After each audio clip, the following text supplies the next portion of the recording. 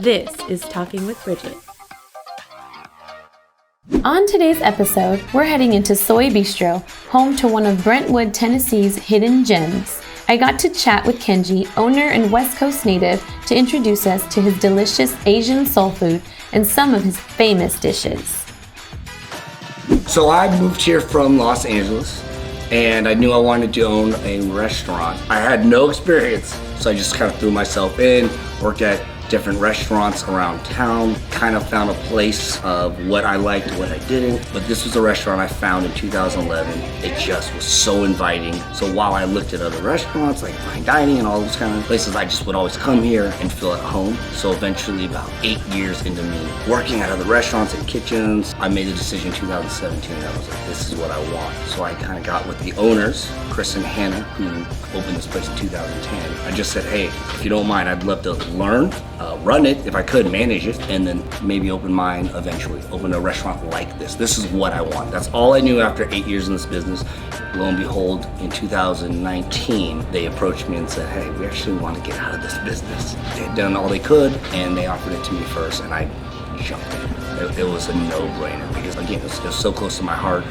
We take a lot of the heart of Japanese and Korean cuisine. Teriyaki we make in-house, that's very Japanese.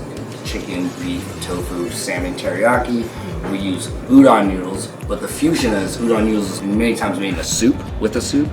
We cook it on a flat top. So you're getting a wonderful noodle dish that's cooked almost like fried rice, where the veggies cook with it. You know, you kind of build in your flavors. The fried rice is hibachi style, that's very Japanese. If you go to a Benihana's or anything, they're cooking that on that flat top. And then the Korean fusion would be bibimbap's arguably one of their most popular dishes. You know, in any Korean restaurant you go to, they're gonna offer a bibimbap. The fusion here is we're using mushrooms, bella mushrooms in here. You know, using some fresh lettuce. We're picking daikon radish, daikon's Japanese.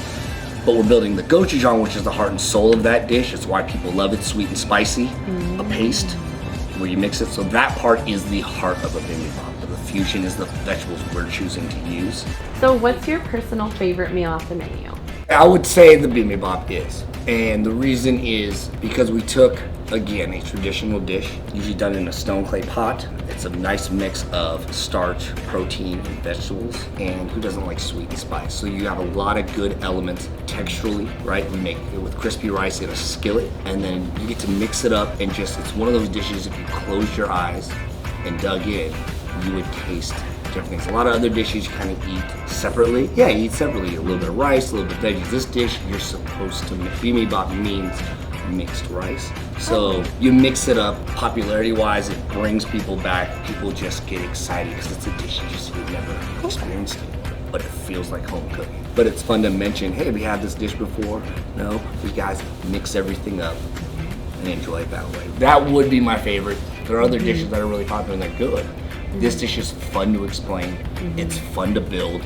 It's fun to see the reaction. So everything about it represents, for me, Asian fusion cuisine.